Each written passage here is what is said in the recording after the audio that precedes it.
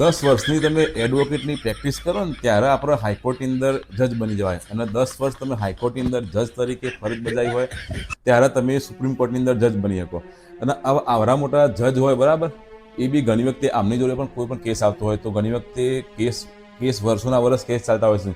બંને પક્ષની દલીલ સોંપવામાં આવે છે, પછી જજ એનો નિર્ણય આપે છે બરાબર. પણ ઘણી વખત એવું થાય કે લાસ્ટ ટાઈમ મેં ઘીનો એક વિડીયો બનાવ્યો હતો, 21 મિનિટનો વિડીયો બરાબર. 21 મિનિટના વિડીયોની અંદર ઘણા લોકોએ બહુ મોસ્ટલી 95% પોઝિટિવ કોમેન્ટ હતી, પણ 2% કોમેન્ટ એવી હતી તો મને ઈચ્છા થઈ કે ચલો હું એનો પાર્ટ 2 બનાવી દઉં, એનો જવાબ આપી દઉં. કોમેન્ટ તમે ગમે એવી કરશો, પણ મારી એક ટેવ, સારી ટેવ ખરાબ ટેવ, મને રિપ્લાય આપવા જોવો છે બરાબર. ઘણા બધા લોકોએ એવું કર્યું હતું કોમેન્ટ કે તમે તો ગરીબની મજાક ઉડાઈ, બધી વસ્તુ બધા માટે નહીં હોતી, તમારા બધા ચાહકો ગરીબ જ હોય છે. તો અત્યારે દુનિયામાં અમીર કોણ છે? મને ખાલી બધા ગરીબ હોય છે બરાબર, હું એ ગરીબ જ છું, બધા ગરીબ જ છું. તો અમીરની વ્યાખ્યા મને તમે સમજાવો. મંદિરની એક વ્યક્તિ હોય, મંદિરની બહાર બેસીને ભીખ માગતો હોય, અને એક વ્યક્તિ મંદિરની અંદર જઈને ભીખ માગતો હોય છે. બાકી અહીંયા કહેવાય ને કે મહિના કરોડ કમાવનારો વ્યક્તિ પૈસા માટે મજૂરી કરતો હોય છે, અને 10,000 કમાવનારો વ્યક્તિ પૈસા માટે મજૂરી કરતો હોય છે.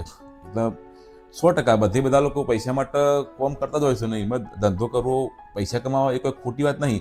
અને કોઈ પણ વ્યક્તિના શબ્દોને તમે ખાલી એકલા સાંભળશો ને, એને તમે સમજવાની કોશિશ કરો તો વધારે આઈડિયા આવશે. અને વિડીયો તમે કોઈ બી એ વિડીયોની અંદર મેં કીધું હતું શરૂઆતમાં કે તમે વિડીયો આખો જોજો, પછી તમને આઈડિયા આવશે કે વિડીયો બનાવવાનો મારો મતલબ શું, હું વિડીયોમાં શું કહેવા માગું છું. તમે ફક્ત ખાલી કોઈના શબ્દો સાંભળો તો તમને ખ્યાલ નહીં આવે, અને તમે સમજવાની કોશિશ કરો.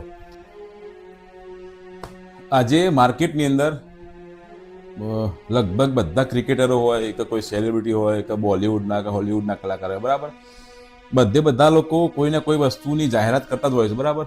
અને જ્યારે કલાકારો જાહેરાત કરતા હોય એટલે હું કોઈનું નામ નહીં લેતો, યા તો આપણે નહીં આપણો ઈરાદો કોઈને બદનામ કરવાનો, પણ જ્યારે પણ કોઈ પણ કલાકાર કોઈ બી વસ્તુની જાહેરાત કરતું હોય ને, એટલે પહેલાં એ એમના સ્વાર્થનું વિચારતા હોય કે ભાઈ મને કેટલા પૈસા મળે.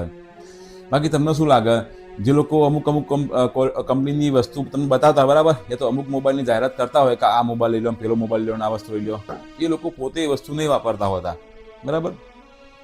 અને એ લોકો જે આ જુબા કેસરીના આ જે તે બધી બેટિંગ એપ હોય, આ બધાની જાહેરાત જે કલાકારો કરતા હોય, તમને લાગે છે કે એ લોકો પોતે ખાતા હશે?